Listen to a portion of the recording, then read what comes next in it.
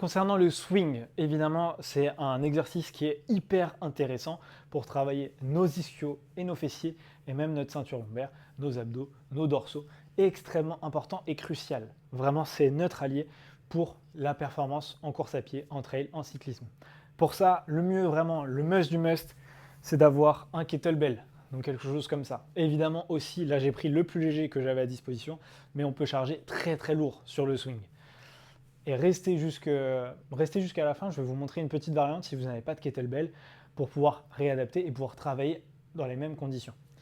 Le swing, on va venir avoir une position de départ avec les jambes un peu écartées, plus loin, plus large que la largeur des épaules pour pouvoir laisser passer le kettlebell entre les jambes. On va venir l'envoyer entre les jambes et ensuite le lever au niveau des épaules. Là, je vous le fais très lentement, mais c'est un exercice qui est très dynamique, tout simplement parce qu'en fait, c'est les fesses qui vont envoyer un élan qui va faire lever le kettlebell. Ce n'est pas vos bras qui travaillent. Là-dessus, c'est uniquement vos hanches, vos ischios et votre dos.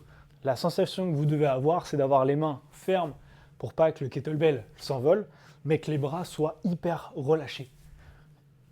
Une fois que vous avez réussi à avoir ce petit balancier, le but c'est de le maintenir le plus longtemps possible.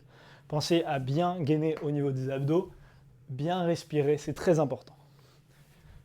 Vu que c'est un mouvement de balancier qui s'entretient tout seul, on peut évidemment mettre très lourd. Allez-y quand même progressivement, faites-vous aider, vous filmez-vous pour avoir le bon mouvement, mais en tout cas ce sera vraiment un allié.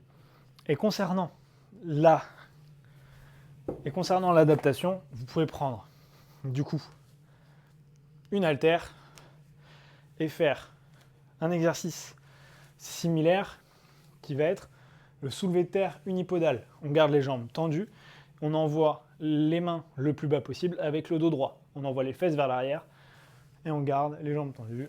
Ça va venir étirer au niveau des ischios. En tout cas, ce sera la même position que si vous cherchiez à vous étirer l'arrière des cuisses. Évidemment, on pourrait faire du swing avec ça, mais c'est quand même beaucoup moins pratique.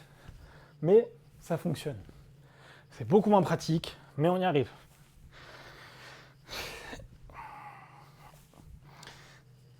À vous de jouer.